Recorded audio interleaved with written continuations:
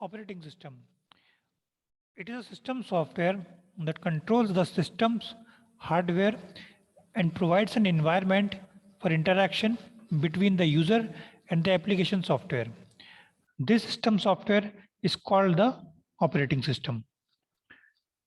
It can be summarized as follows: resource manager, service provider, and interface. Okay, so basically it provides the interface between user and the hardware. That is a operating system.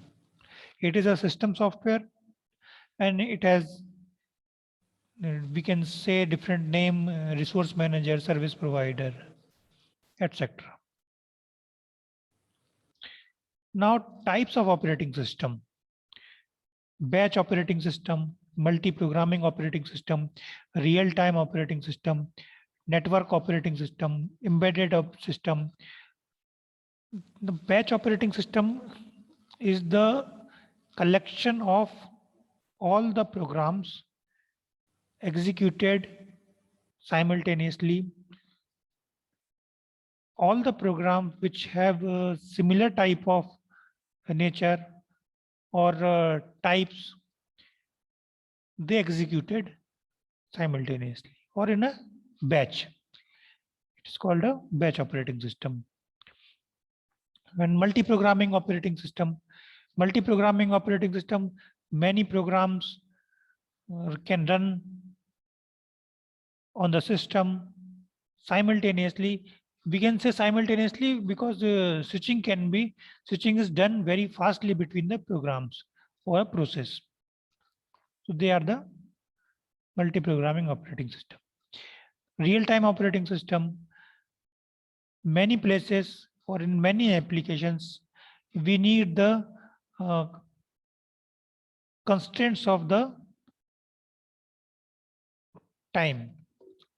So program execution will be done in particular amount of time. So there are two types of real-time operating system: hard real-time operating system and soft real-time operating system. Again, network operating system, we can use the sharing and make the network of the computers. So in that type of architecture, we say that there's a network operating system. Embedded system, an operating system which is used for a specific task, say washing machine. It is called a microwave oven, washing machine. These are the embedded systems. Now, process management. In a multi-programming, multitasking environment where many processes are allowed to run simultaneously, the different processes must also be properly scheduled so that they can be executed by the CPU. That is, proper management of the processes is required. So in multi-programming or multitasking environment, many processes run simultaneously. It means that the CPU switches between these processes very fastly.